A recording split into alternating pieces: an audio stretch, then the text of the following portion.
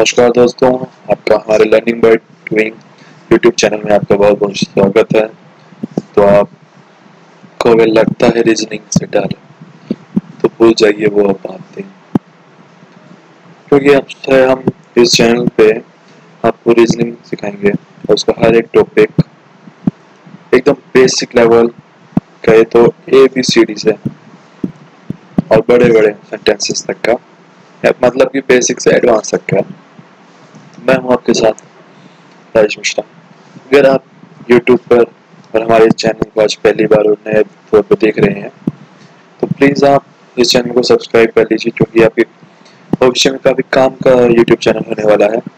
यह न केवल आपको रीजनिंग बताएगा, बाकी बहुत सारी चीज़ें जो आपके किसी भी कॉम्पिटिटिव एग्जाम्स में काम आए, वो सभी हम आपको धीरे धीरे इस चैनल पर शुरुआत करेंगे। रीजनिंग की शुरुआत आज से हो गई है, तो जैसे ही टॉपिक वाइज टॉपिक हम डेली आपको रीजनिंग सिखाया करेंगे। तो चलिए स्टार्ट करते हैं कि आज का कौन सा टॉपिक है, क्या हुआ। आपके मन में भी होंगे काफ़ी सारे सवाल, तो धीरे धीरे स्टार्ट करते हैं एकदम बेसिक से, एकदम मज़े से पढ़ेंगे, कोई चिंता की कोई बात नहीं है। लॉकडाउन है तो इसमें पूरा भरपूर फ़ायदा उठाइए आप। वैसे भी यूट्यूब पर सभी क्लासेस फ्री हैं आपके लिए, कोई चार्ज नहीं है। तो आज का जो टॉपिक है जिसका बेसिक हम डिस्कस करेंगे, वो टॉपिक है रीजनिंग का कोडिंग एंड डिकोडिंग। ऐसा नहीं है कि जो भी हम पढ़ाएंगे वो किसी बहुत पुराने टाइम का होगा, या बाबा आदम खान के ज़माने का, या फिर XYZ कभी कभी बहुत पुराना नहीं होगा। एकदम लेटेस्ट पैटर्न पे जो क्वेश्चन आ रहे हैं उसके हिसाब से हम आपको हर टॉपिक्स की तैयारी करवाएंगे इसमें। तो ये कोर्स रेलिवेंट क्यों है आपके लिए, या फिर ये आप क्यों देखें, तो उसके लिए मैं आपको थोड़ा सा बता देना चाहता हूँ। इसमें हमने बेसिकली सभी प्रकार के जो एग्जाम्स कंडक्ट होते हैं इंडिया में, जो विभिन्न आयोग द्वारा लिए जाते हैं, चाहे वो बैंकिंग हो, UPSC हो, या कोई भी एग्जाम हो, या फिर स्टेट लेवल का हो, तो उसमें ये जितना भी टॉपिक हम कवर करवाएंगे वो सभी आते हैं। और हमारे जो पढ़ाने का तरीका है वो काफ़ी सिंपल लैंग्वेज में होगा, पॉइंट टू पॉइंट बात की जाएगी, तो वो इजीली आपको अंडरस्टैंड भी हो जाएगा। और YouTube सभी के लिए इजीली एक्सेसिबल है, चाहे उसको मोबाइल पे देखें या फिर इसको लैपटॉप PC में कभी भी देखें, दिन में रात में कितनी बार भी देखें, कोई चार्जेस नहीं है इसके। तो आप आराम से इसको देख भी सकते हैं, शेयर भी कर सकते हैं अपने फ्रेंड्स के साथ। तो चलिए बात करते हैं इंट्रोडक्शन कोडिंग एंड डिकोडिंग की। तो सबसे पहले तो आप ये जानना चाहेंगे कि कोडिंग होती क्या है और डिकोडिंग का क्या मतलब है। तो पहले हम जानते हैं कि कोडिंग क्या होती है। कोडिंग का मतलब यह है किसी भी मीनिंगफुल बात को मीनिंगलेस में कन्वर्ट करना। समझे नहीं? अब जैसे देखिए गोवा है, ये मीनिंगफुल बात है, अगर हम उसको AOG में कन्वर्ट करेंगे तो मीनिंगलेस बात हो गई है। इसी प्रकार से अब आपका क्वेश्चन होगा कि अब सर ये भी बताओ कि डिकोडिंग क्या होती है। तो सुनिए, तो डिकोडिंग का मतलब ये होता है किसी भी मीनिंगलेस बात को मीनिंगफुल में कन्वर्ट करना। जैसे जैसे AOG अभी मीनिंगलेस है, आप इसको क्या पता कि इसका क्या मतलब है, क्योंकि कोडिंग में लिखा हुआ है, तो इसको फिर से डिकोड करेंगे हम ओरिजिनल में, तो इसका जो मीनिंगफुल सेंटेंस का जो लेटर है, जो वर्ड है, वो आपका गोवा है। इसी प्रकार से अगर हम डायग्राम के थ्रू देखना चाहें तो गोवा को AOG में लिखना कोडिंग कहलाता है, और AOG को गोवा में लिखना डिकोडिंग कहलाता है। तो इतना तो आप समझ ही गए होंगे सभी आराम से। और अगर पहले से आपको आता है तो कोई बड़ी बात नहीं है, इसको रिवाइज कर लीजिए। अब बात आती है कि अब आगे चलेंगे ऐसे, तो आपको ABCD तो सभी को आती होगी, फिर भी अगर किसी को नहीं आती है, समय तक भूल जाते हैं बच्चे, तो उसमें कोई बड़ी बात नहीं है। तो चलिए पहले ABCD सीख लेते हैं। A B, फिर C, फिर D, फिर E F G H I J K L M N O P Q R S T U V W X Y Z। और हाँ, मेन बात तो आप सबसे पहले जो बतानी चाहिए थी मुझे, वो एक ये कि आप पेन और एक नोटबुक ले लीजिएगा, जिससे कि आप नोट करते रहिएगा। जैसे कि आपको कभी भी इसको रिवाइज करना हो तो आप फटाफट इसको कर पाए। तो आपको पता ही है कि इंग्लिश अल्फाबेट में ए टू जेड 26 अल्फाबेट्स होते हैं, तो उन सभी के नंबर लिखे हुए हैं यहाँ पे। ए का 1, बी का 2, सी का 3, डी का 4, ई का 5, एफ का 6, जी का 7, एच का 8, आई का 9, जे का 10, के का 11, एल का 12, एम का 13 होता है, एन का 14 होता है, ओ का 15, पी का 16, क्यू का 17, आर का 18, एस का 19, टी का 20, यू का 21, बी का 22, डब्ल्यू का 23, एक्स का 24, वाई का 25 और जेड का 26। तो आशा करता हूँ ये इतना तो सभी को आपको आता भी होगा, जिसको नहीं आता होगा तो उसने भी सीख लिया होगा, तो ये आपने नोट भी कर लिया होगा, क्योंकि काफी स्लो स्लो चल रहा है, तो उसमें नोटिंग भी हो गई होगी आपकी साथ में। अगर फिर भी कोई नोट नहीं कर पाया तो थोड़ा टाइम खोल देते हैं जिससे कि वो नोट कर पाए।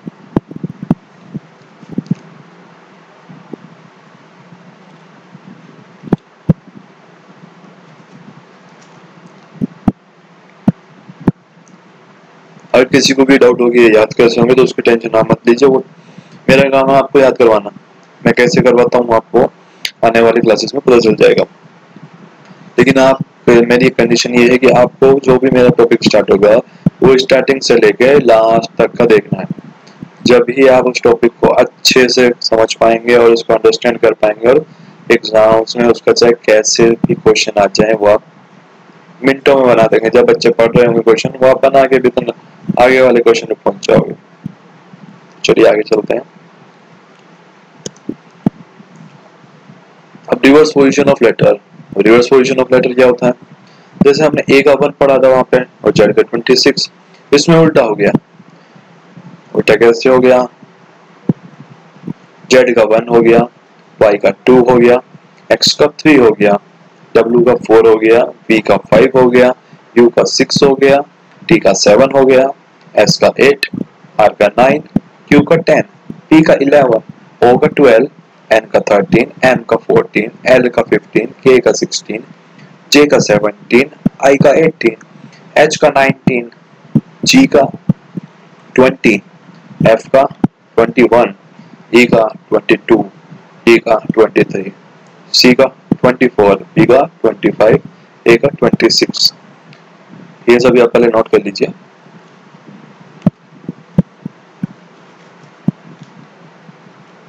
आपको प्रॉपर टाइम दिया जाएगा इसमें नोटिंग का भी साथ साथ, जिससे कि आपको ये न लगे कि टॉपिक आगे भाग रहा है और आप तो पीछे रह रहे। ना ना, आपके साथ चल जाएगा बिल्कुल ये।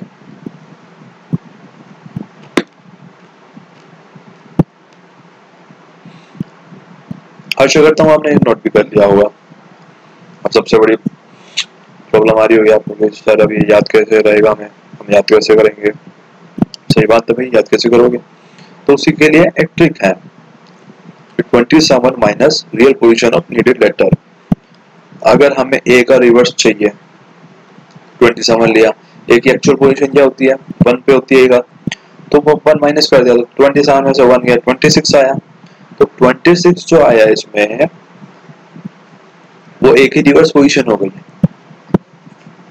वो आपको डिटेल में समझाने के लिए जैसे यहाँ पे एग्जांपल भी लिखा हुआ है, question number 1, find reverse position of L.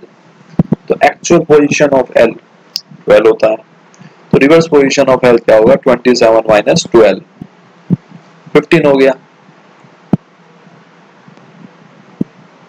अगर किसी को नहीं समझ में आया तो मैं फिर से रिपीट करता हूँ। क्वेश्चन ने बोला है कि रिवर्स पोजीशन ऑफ एल निकालना है हमें, तो जो इसका फॉर्मूला या ट्रिक जो मैंने आपको बताया उसके हिसाब से पहले हमें एक्चुअल पोजीशन ऑफ एल पता होना चाहिए। तो उसके लिए हमें जो लेटर्स है ए टू जेड तक, उनकी जो काउंटिंग है, जो सीरियल नंबर है वो याद होनी चाहिए। तो एल का जो होता है वो 12 होता है।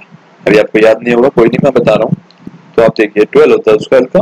तो रिवर्स पोजीशन ऑफ एल क्या होगा इसमें? 27 माइनस 12। अब 12 क्यों? क्योंकि एक्चुअल पोजीशन ऑफ एल चाहिए था हमें। तो जो आएगा 27 में से 12 जाएगा तो 15 आएगा। तो ये इसका आ गया आंसर। उसी प्रकार से जो सेकंड है इसमें, find reverse position of O. तब इसके लिए भी ओ का नंबर याद होना चाहिए। कोई बात नहीं, आपको भी याद नहीं होगा, धीरे धीरे याद हो जाएगा। ऐसे जब हम करेंगे तो आराम से आसानी से याद हो जाएगा। तो रिवर्स पोजीशन ऑफ ओ निकालना है हमें। तो एक्चुअल पोजीशन ऑफ ओ होता है 15, तो रिवर्स के लिए हमें चाहिएगा 27 माइनस 15, तो 12 आ गया। चलिए आगे चलते हैं। आज एकदम बेसिक बातें सीखेंगे, क्योंकि किसी भी एग्जाम्स को क्रैक करने के लिए पहले बेस क्लियर होना चाहिए। उसके बाद में जो इसमें नेक्स्ट होता है अपोजिट पेयर का कंसेप्ट है इसमें। तो अपोजिट पेयर का मतलब क्या होता है, sum of position of two letters, यानी दो लेटर्स के जो पोजीशन के जो न्यूमेरिकल नंबर है उनका जो सम है वो 27 होना चाहिए जब भी वो अपोजिट पेयर कहलाएगा।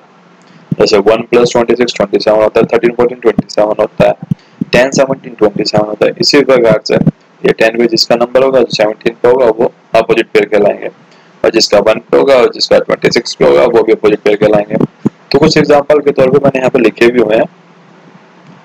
L + O, L का जो नंबर होता है वो 12 होता है, O का 15 होता है, तो ये हो गया आपका 27। इसी प्रकार सेकंड में लिखा हुआ है A + Z, A का 1 होता है, Z का 26 होता है, तो ये 27 हो गया। तो B + Y, तो B का 2 होता है, Y का 25 होता है, तो ये भी 27 हो गया। C + X, तो C का 3 होता है और X का 24 होता है, तो ये भी 27 हो गया। I + R, I का 9 होता है, R का 18 होता है, तो ये 27 हो गया। D + W 27 होता है, कैसे होता है, D का 4 होता है और W का 23 होता है, तो 27 हो गया। अब E + V भी मैं कह रहा हूँ 27 होता है, आप लोग इसे कैसे होता है देख लो। अब E का 5 होता है और B का 22 होता है, तो ये भी 27 हो गया। F + U, तो F का क्या होता है 6 होता है और U का 21 होता है, तो ये भी 27 हो गया। अभी आप सोच रहे होंगे ये तो आपने तो ऐसे बता दिया, हमें कैसे याद रहेगा। कोई शॉर्ट ट्रिक यही है कि आप जो इसके जो नंबर होते हैं A to Z तक के वो आप याद करो। जितनी बार रिवाइज करेंगे हम क्लास में तो आराम से याद हो जाएगा, उसमें क्या टेंशन क्या आता है। तो आपने नोट भी कर लिया वो साथ साथ, ये अगर नोट नहीं किया तो नोट कर लीजिए आप।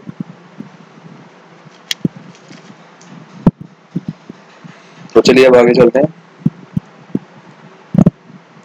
तो हमने, आपको तो लगता है कोडिंग डिकोडिंग सीख लिया हमने, अब तो सब क्वेश्चन हम कर लेंगे, तो इसलिए एकदम बेसिक क्वेश्चन आज के लिए है। जैसे क्वेश्चन में दिया हुआ है एग्जांपल के तौर पे SUN, सन लिखा हुआ है और उसके सामने लिखा हुआ है 1921 और 14, और आपको निकालनी है IAS की वैल्यू।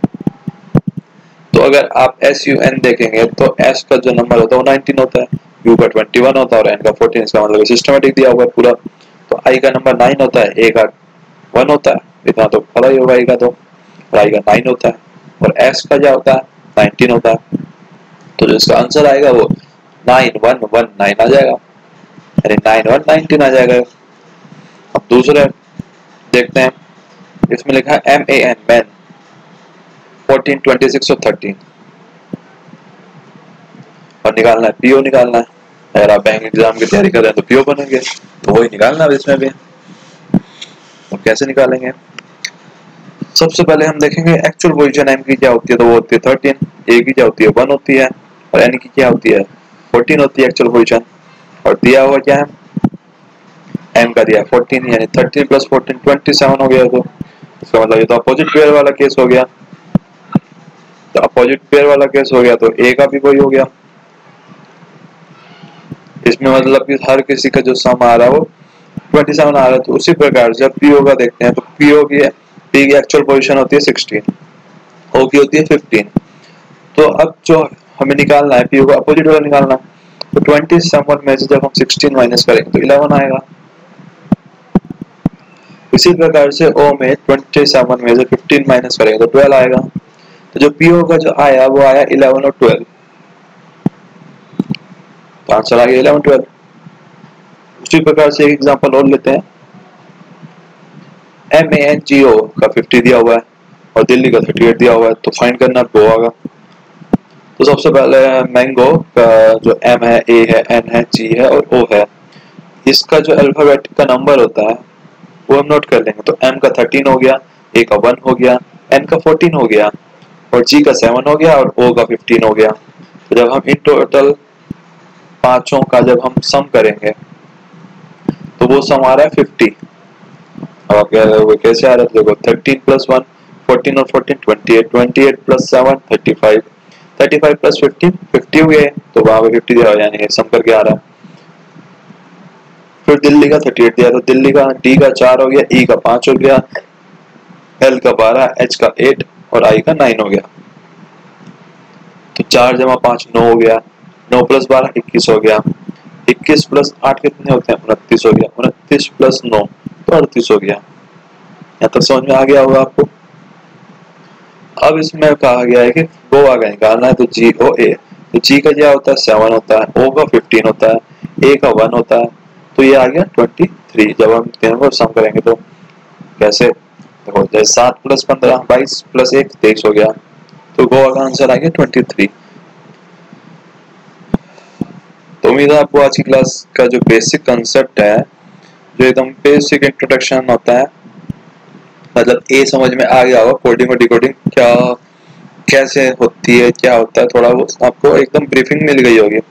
और मेरी एक रिक्वेस्ट आप सभी से है, ये जितना मैंने आपको पढ़ाया है, जो ABCD जो सिस्टमेटिक चली, जो रिवर्स चली और जो अपोजिट पेयर वाले हैं, इनकी कोडिंग आप याद कर लीजिएगा, क्योंकि आगे जैसे जैसे हम आगे चलेंगे तो जो एकदम बेस है, जब तक आपका यही स्ट्रॉन्ग नहीं होगा तो आपको फिर आगे दिक्कत आएगी। अभी जैसे आप देख रहे होंगे आई का क्या होता है, ए का क्या होता है, आपको ध्यान नहीं होगा अभी एकदम से, अगर आप फर्स्ट टाइम पढ़ रहे हैं तो इसीलिए आप इसको प्रैक्टिस कीजिएगा, रिवाइज कीजिएगा। बाकी जैसे जैसे हम आगे चलेंगे तो आपको और मजबूत होता जाएगा, लेकिन सेल्फ स्टडी जरूर कीजिएगा। तो होप आपको आज की क्लास हमारी काफी अच्छी लगी होगी। बेसिक एकदम जो एकदम जीरो लेवल था वो आपको मैंने दे दिया कि एकदम आपको यहाँ से स्टार्ट करो, जिससे कि आपको आगे कभी दिक्कत ही ना है। अब कल की क्लास में हम इससे आगे जो नेक्स्ट कंसेप्ट है, जो नेक्स्ट टाइप है, धीरे धीरे कवर करते चलेंगे, क्योंकि इंट्रोडक्शन क्लास थी तो इसको एकदम से काफी छोटे रखने का पर्पज यही होता है कि जिससे कि जो आपका बेस है, जो आपके बेसिक कंसेप्ट है वो क्लियर हो जाए। क्योंकि अगर आज ही मैं काफी सारी चीजें आपको नहीं करवा दूं और आज ही क्लास स्टार्ट हुई है तो आपके ऊपर से सब चीजें कंसेप्ट चले जाएंगे, तो इसलिए थोड़ा टाइम भी देना सही रहता है बच्चों को। तो इसलिए आप इसको घर पे आराम से प्रैक्टिस कीजिएगा, ये रिवाइज कीजिएगा, और ऐसे जैसे और क्वेश्चन आपको मिले तो वो आप सोल्व करने की कोशिश कीजिएगा। अगर फिर भी आपको कहीं पे कोई डाउट हो तो आप कमेंट बॉक्स में नीचे यूट्यूब पे वो क्वेश्चन आप हमें बता सकते हैं। कोई डाउट हो तो आप हमें ईमेल भी कर सकते हैं, तो ऐसी कोई प्रॉब्लम की बात नहीं है। तो और हाँ, अगर आपने अभी तक हमारा चैनल सब्सक्राइब नहीं किया है लर्निंग बाय डूइंग, तो इसको प्लीज लाइक करना, शेयर करो ज़्यादा से ज़्यादा अपने दोस्तों तक, जिससे कि जो नॉलेज है, जो एजुकेशन है, जो हम फ्री में प्रोवाइड कर रहे हैं, वो दूर बैठे हुए उन सभी बच्चों तक पहुंच सके जो कभी सोच ना सकते हो कि हमें एकदम से अपडेटेड नॉलेज कहाँ से मिलेगी, कैसे मिलेगी, और फ्री ऑफ कॉस्ट मिल रही है ये तो आप इसको भरपूर फायदा उठाइए इसका। Thanks for watching. Please like, share and subscribe our channel for more videos. और हाँ, डेली आप इसको फॉलो कर लेना, बेल आइकन को प्रेस कर देना, जिससे कि जैसे ही कोई भी हमारा नया वीडियो अपलोड हो वो आप तक सबसे पहले पहुंच जाए। और डेली रेगुलरली आप चैनल पे जुड़ते रहिएगा, जिससे कि जो नेक्स्ट टॉपिक्स आगे आएंगे वो भी आप उस पर कवर कर सकें। Thank you guys.